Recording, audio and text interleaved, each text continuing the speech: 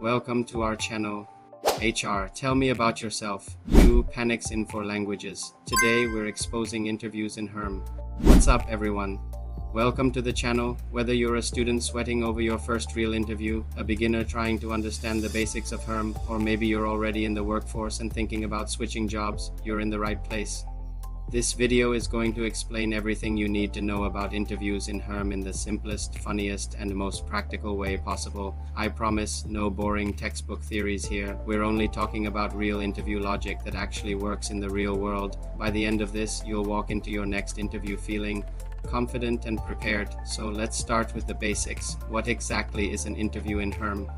The simple definition is that an interview is a formal, structured conversation between an employer or their representative like an HR manager and a potential candidate. The whole point is to check your skills, your attitude, and whether you'd be a good fit for the company's culture. To put it in Gen Z terms, it's basically HR doing a vibe check on you. They've seen your resume, they know your qualifications on paper, but now they want to see if the person matches the paper. It's their chance to see if you're the real deal. Now, why do companies even bother with interviews? What are their objectives? It's not just about seeing who can talk the best. It's about finding who will work the best. First, they want to verify the information on your resume. You said you're a team player? They'll ask for an example. You said you know a certain software? They might ask you how you've used it. Second, they need to judge your communication skills. Can you express your thoughts clearly? Are you a good listener? This is crucial for almost any job. Third, they want to check your personality and attitude. Are you positive? Are you motivated? Do you seem like someone who would get along with the team? Ultimately, all of this helps them select the best possible candidate for the role. It's a process of elimination to find that perfect match. Okay, let's get into the different flavors of interviews. There are several types, and you might face any one of them. First up is the structured interview. This is the most common one. Think of it like a checklist. The interviewer has a fixed set of questions, and they ask every single candidate the exact same ones. This makes the process fair and professional because everyone is being judged on the same criteria. The downside: it can feel a bit rigid and doesn't leave much room for spontaneous conversation. On the complete opposite end, we have the unstructured interview. This is more like a casual conversation. There are no fixed questions, and the discussion can flow in any direction. This style helps you feel more comfortable and allows your personality to shine through. The risk for the company, though, is that it can be highly subjective and sometimes lead to biased decisions because interviewers might just hire someone they personally like, not necessarily the most qualified.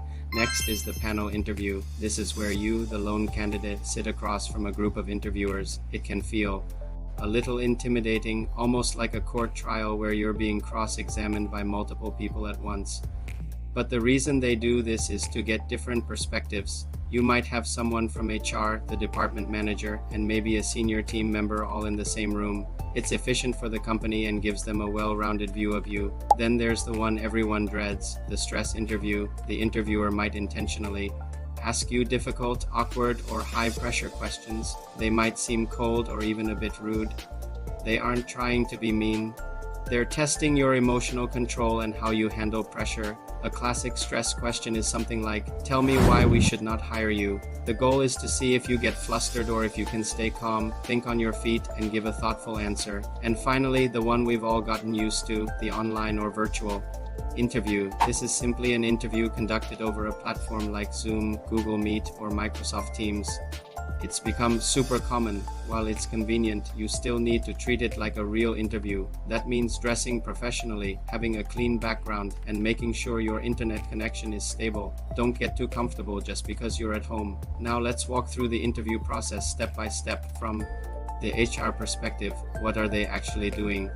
First is preparation. Before you even walk in, the interviewer has reviewed your resume and prepared questions based on your experience and the job requirements. Then comes the opening. The first few minutes are for building rapport. They'll start with some easy questions, like "Tell me about yourself" or "How did you hear about this position?" to help you relax. Next is the core of the interview, the skill and experience check. This is where they dig into your resume. They'll ask you to elaborate on your past roles, your accomplishments, and the specific skills you have. This is your time to shine and connect your past experience directly to the job you are applying for. Following that, they'll likely move into behavioral questions. These usually start with "tell me about a time when," they want to see how you have handled situations in the past to predict how you will behave in the future. They're looking for evidence of problem solving, teamwork, and leadership. Throughout this whole process, they're not just listening to your answers. They're looking for confidence, honesty, and whether you seem like a good cultural fit for their team. So, what are the common mistakes that make HR think nice resume but bad energy? First and foremost, being late. It's a huge red flag that shows a lack of respect and poor time management. Second, not doing your research. If you can't answer "what do you know about our company?" it shows you're not genuinely interested. Third is overconfidence or arrogance. There's a fine line between confidence and coming off as a know-it-all. And finally, poor body language. Avoiding eye contact, slouching, or fidgeting can make you seem nervous or dishonest. Remember, how you present yourself is just as important as what you say. To wrap things up, remember this: an interview is not an exam you have to pass. It's a two-way conversation. It's your chance to see if the company is a good fit for you, just as much as it is their chance to see if you're a good fit for them. Be prepared, be yourself, and be confident, because at the end of the day, your skills might get you shortlisted, but it's your attitude that gets you hired. Thanks so much for watching. I hope this helps you ace your next interview. If you found this video helpful, please give it a thumbs up and don't forget to subscribe for more content like this. Let me know in the comments what your biggest interview fear is. See you in the next one.